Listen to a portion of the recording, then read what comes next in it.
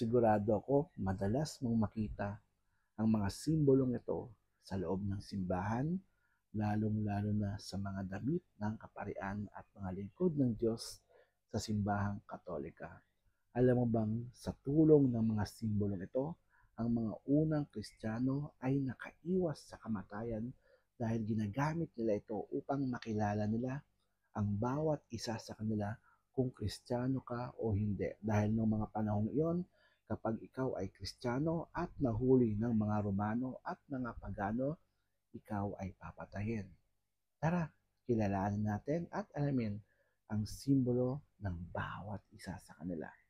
Una na dyan ay ang krus na sumisimbolo sa kamatayan at muling pagkabuhay ng ating Panginoon Kristo. Pangalawa ay ang Chiro or ang X na may letter P na first two letter ng pangalan ng ating Panginoon Kristo in Greek. Ang pangatlo ay ang fish o ang iktos o abbreviation ng pangalan ng ating Panginoon Kristo na sumisimbolo sa Kanya bilang anak ng Diyos at tagapagligtas.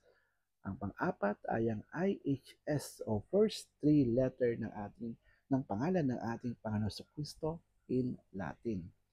Ang panglima naman ay ang Trinity na sumisimbolo sa Doctrine of Trinity at eternal nature at unity ng Godhead. Ang pang-anim naman ay ang Tupa o ang Agnus Dei na sumisimbolo sa ating Panginoon Kristo bilang Lamb of God.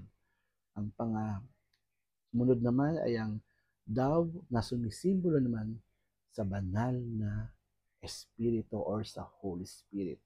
At ang panghuli ay ang Alpha at Omega. Ang lahat ng ito ay sumisimbolo sa kabanalan at pagiging Diyos ng ating Panginoong Hesukristo, tagapagligtas. Sana po may natutunan kayo. Hanggang sa muli, Brother Paul po. God bless.